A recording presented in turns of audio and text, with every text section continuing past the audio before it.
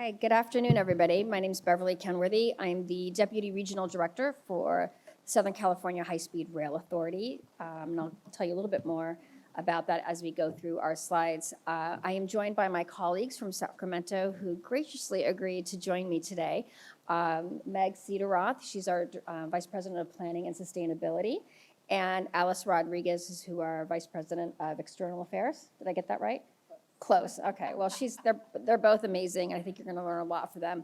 They're also joining two panels this afternoon, one on sustainability and one on our efforts with action and equity issues, two topics that are integral into the mission of high-speed rail.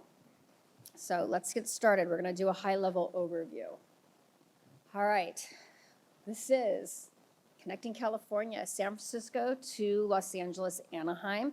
In blue is phase 1.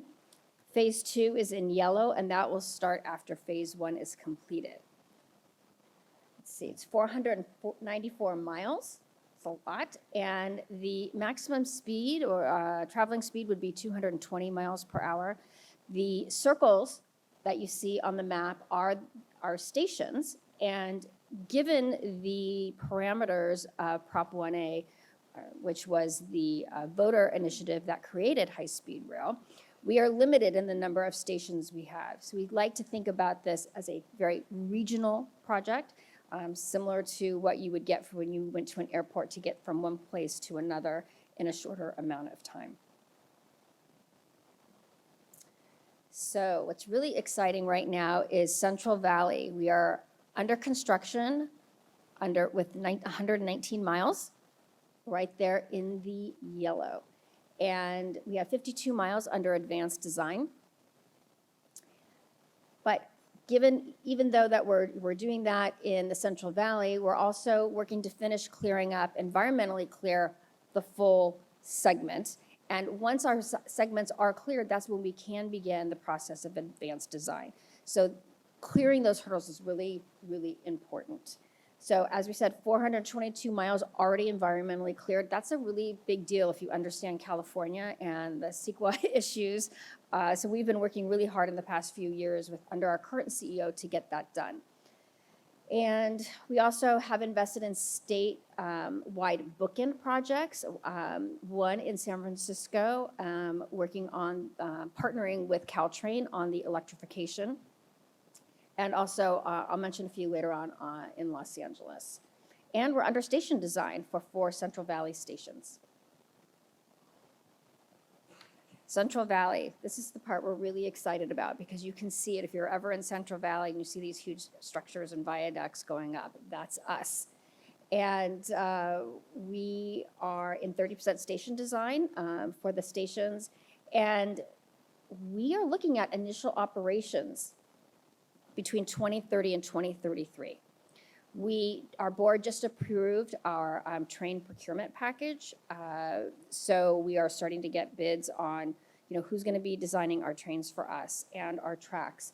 And that's happening right now. That's really exciting. We have an exhibit up in Sacramento about what our trains are going to look like inside, how we're designing them. We've done a whole stakeholder outreach on what the travelers want to see, whether you're traveling for business or pleasure, family trip, what kinds of things do you need to see in this, the train design. And I can tell you, like having been to some of these stakeholder meetings, one of the most requested thing was a nice bar. So, but we're looking at this train procurement this year. Very exciting. All right, so in the Bay Area, they are 100% cleared, which is, I'm jealous because we've got a little bit to go in Los Angeles. They are already eligible to begin advanced design. Again, we did partner and are a partner with Caltrain, and we gave about $700 million to advance the Caltrain electrification project because that is going to help prepare, the Bay Area for high-speed rail. So it was really, a very natural collaboration with Caltrain. And we're looking at, as we are in our unfunded section, still looking for funding so we can begin advanced design. All right, Southern California. So this is where I reside, essentially. And you can see in the blue, that's what we have environmentally cleared. We are very close with Palmdale, between Palmdale and Burbank. This is an interesting section. Most of it is tunneled through the San Gabriel Mountains. And we are looking at giving this to our board for consideration for our final EIR in mid-May, and I'm sticking to that. And we have our two bookend projects in Southern California are the Rosecrans Marquardt grade separation. This is anticipated to be finished in 2025. This is a really interesting section in Santa Fe Springs. It's a T intersection with a train going diagonally through it. So you can only imagine what kind of traffic that caused. It had a high rate of collision and accidents and deaths, and it was considered a high priority. We gave about $71 million to that project, and what they're doing is they're gonna be bringing the cars over the train tracks. There's gonna be no intersections. It's gonna be much more pedestrian friendly, and it's, I partnered with Metro on that, and they're making really great progress on that project. Our second one that we are investing is the Link US project. That's with Union Station. If you understand Union Station, you know that when the trains come in, they dead end at those tracks, and you have to back those trains out to leave. It's not very efficient. And so the Link US project is to extend those tracks out over the 101 freeway, so there is no backing out. And again, preparing for high-speed rail to come to Los Angeles and to Union Station. So again, we have most that we'll have Palmdale and Burbank hopefully environmentally cleared this year. We're still working on Los Angeles and Anaheim. It's a bit tricky because that's where we intersect with freight. And that is it is a crowded corridor. And so we're doing a supplemental alternative analysis to look at, how we're going to deliver high-speed rail in this section. And we are working with Brightline. Everybody knows about Brightline. This is the high-speed, well, it's technically not high-speed, but we're going to call it really fast rail to Las Vegas. Everybody's really excited about that. And we are in talks with them, and we do have an MOU with them about how eventually we would connect these two projects. And that is the Southern California update. Thank you.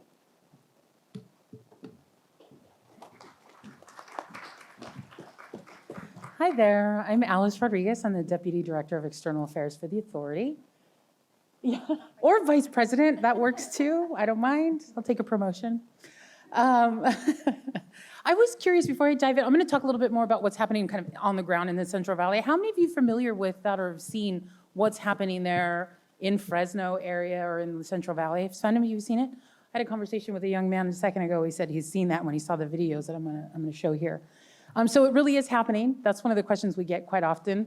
Is that really happening? Is that still happening? We're getting it less and less now. I think people are really starting to see the progress and getting behind the project. So we get that less. We still get lots of other fun questions, but hopefully we can answer some with our presentation, but I'll be around to answer any one-on-one questions after our presentation. Okay, so program update. Let's talk a little bit about what we're doing to deliver on the economic benefits, the promises that the infrastructure projects like ours bring to California and to the nation. 13,000 plus construction jobs have already been created since construction began. We are posting record numbers. I want to say the record was in late 2023 with 1,600 daily workers dispatched. I want to say we hover in the 1,200 range on an average, which is pretty significant. 25 active construction sites, and that does vary depending on what comes online and what gets finished and tied up, and then they move on to the next. That averaging, 70% of those workers are coming from disadvantaged communities. Again, delivering on that promise, the economic promise of this project, and the source funding, some of the source funding that we received early on from the Obama administration through the ARA funds that we received. Let's see, 840 small businesses have already been employed. 291 are disadvantaged business enterprises, minority and women-owned firms. And we're gonna talk a little bit on a panel later on diversity, equity, and inclusion because truly that's where you start to see the benefits when we're working with small businesses, with diverse communities, with minority communities, with women-owned businesses. You see those benefits. And then leading in sustainability, currently we use Tier 4 equipment on construction. We will run on 100% renewable energy, and we're recognized as a platinum sustainable infrastructure project by the Institute for Sustainable Infrastructure. Meg is on a panel also this afternoon on sustainability that Beverly mentioned. So that's the second commercial you're getting for all those panels. Make sure you tune in. Okay, all right, I'm done. I'll move on. So this is a little bit of a bird's eye view with a project that's 494 miles. Really, sometimes that linear, it's easier to see a linear project like that from the sky. So here's some drone footage that we have. This is one of our signature structures, the San Joaquin River Viaduct. That's on the north end of Fresno when you're coming in along the 99. Here on the south end is the Wasco Viaduct. We have a number of places throughout the 119 miles where we're under construction, where we're crossing over existing rail tracks, and so that's where those viaducts come in. Another signature structure is the Cedar Avenue Viaduct, so that's where we cross over the 99 with those double arches. We also cross over the Cedar Avenue, so it's like a triple high viaduct, which is kind of funny. You see it, it's really striking. Here is the Hanford Viaduct, where is the future station site there at the King's Tulare. And then another viaduct here, you see a lot of this very rural environment where construction is happening in the Central Valley. There are some dense urban areas through the Fresno area. And then we do stretch into, when we go south towards Bakersfield, you see a lot of that rural landscape. So that's a little bit of video to see, but now some of the numbers, this really is truly happening. We are making significant progress on the project. 119 miles, as Beverly mentioned, with 3 construction packages. The fourth one, CP4, you'll see it on the far right-hand side there on the screen, is significantly complete. It's just a matter of feet that have not been completed, but you'll see those 100% kind of down the line when you look at right-of-way delivered, the utilities relocated, the structure's complete. Again, so we're working, you can see some of the other CP1 and CP23 are still working towards a 2026 date for completion there. Next slide here. Okay, so there's no better way to say that we believe you guys are doing this right. You are making the changes we want to see in a project than to receive some federal funding for the project. And that's what you see here on this slide. Through a renewed connection with the Biden administration, our federal partner has come through. We have an aggressive grant application strategy. We are going for all the dollars that our project is eligible for. And you see some success reflected in those numbers there. I'll point out a couple. One is that $202 million on that CRISI grant, the Consolidated Rail Infrastructure and Safety Improvements. That $202 million grant represents the first time the federal government funded project sections outside of that original 119 miles. That really was an indicator that they're on board, that they want to see this project progress beyond that 119 miles to deliver on that initial operating segment, to get that operational from Merced to Bakersfield. And then, of course, I can't not talk about that big one there, $3.1 billion. That was a banner day for the project, representing the largest federal investment we've seen so far. That was a great day for California, too, not just us, receiving money from the IIJA in such significant numbers. We're very proud, and we understand what that represents. Working hard to make sure that what we do with those dollars is deliver a 220-mile-an-hour electrified system running from Merced to Bakersfield, and then connecting eventually, as Beverly mentioned, to the Bay Area, and then here into Southern California as well. And so that means we're on our way, and then I'm going to turn it over to Meg, who's going to talk more about stations. Thank you so much. So as my colleagues have outlined for you, there is so much underway when it comes to this program. And I'm excited to show you a little bit about what is ahead of us, just ahead of us, and what's going on right now relative to station design. I know that here in Southern California at Anaheim, we have a station waiting for us to arrive, exactly.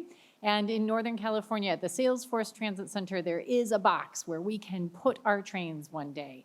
But first, we need to get the system up and running and get our trains certified at 220 miles an hour. And our first ports of call for those trains will be in the Central Valley at 4 high-speed rail stations.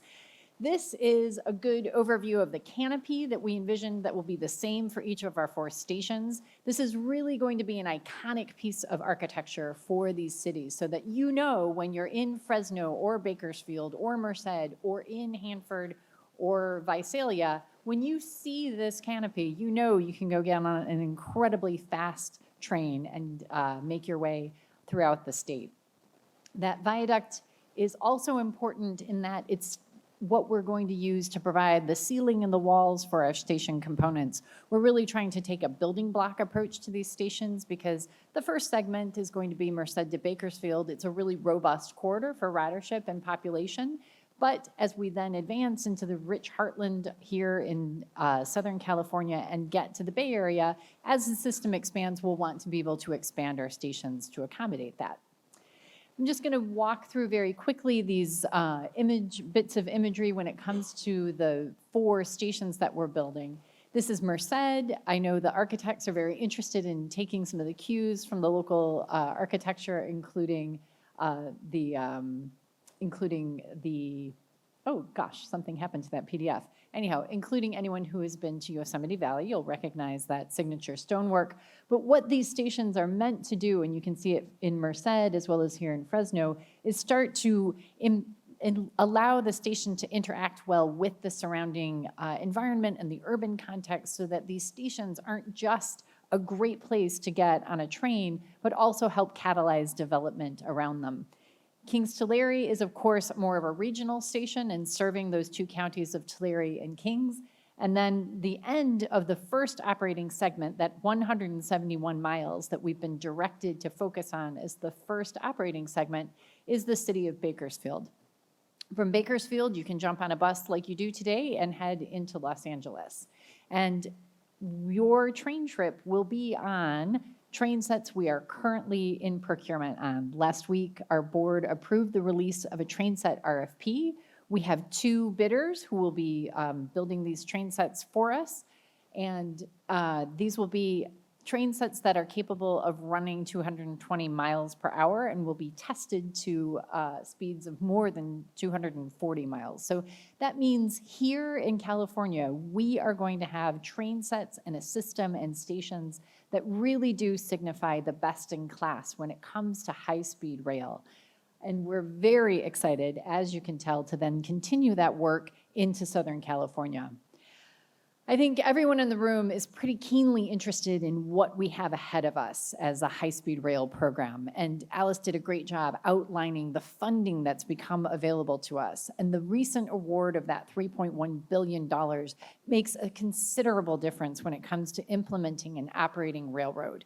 We've got money for train sets, which we already have underway in procurement. Out the door, though, in the next 6 months will be quite a bit of activity with the authority. We're looking at 2 progressive design procurements in sort of the 3rd quarter, kind of fall timeframe. These are going to be focused on those critical components that make up the rail system.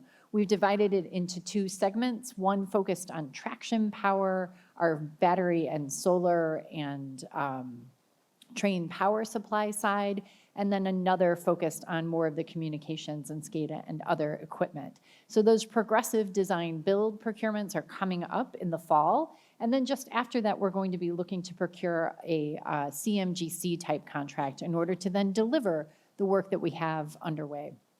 That progressive nature is, and looking at how we've structured these procurements is really a testament to what we saw when we started delivering the procurements in the Central Valley and really taking best advantage of the way the industry is structured in order to deliver this system on time for that 2030, 2033 timeframe. So one of the things we're very interested in making sure we're hearing from industry about the structure and content of our procurement. So we will have industry, we'll have drafts out to the industry later this summer. And we are also going to be doing additional contracts, sorry about that, as you can imagine, associated with cost estimating, construction management, and station construction and delivery. I'm very much focused on that component of the system. If you would like much greater detail about these procurements, as well as an opportunity to interact with a range of primes and subconsultants and small businesses, then we invite you to come to Sacramento on May 7th, where we'll be having a networking fair and information event associated with these procurements and much more. Here is a little bit more about that event in detail. Sacramento is beautiful at this time of year. We hope you want to come up and spend some time with us, getting a lot more detail about these procurements. As I mentioned, it's an opportunity to connect with other industry, a range of different suppliers and a range of different contractors, as well as the High-Speed Rail Authority. We'll be going into much more detail, as I said, about these upcoming RFQs and RFPs, the specifics that we have and can share about the schedule. And I'm very excited to talk in a little bit more detail about some of the specifics around our solar and battery storage procurement activities, as well as what we're looking at for our stations, because we understand how hungry people are to get this project done. And so we're using some of our available funds from our grants, specifically a RAISE grant, in order to advance construction in some of the places like Fresno, where we can get things done in advance of the system construction so that they're great places for people to come to watch the trains get tested and commissioned at 220 miles an hour.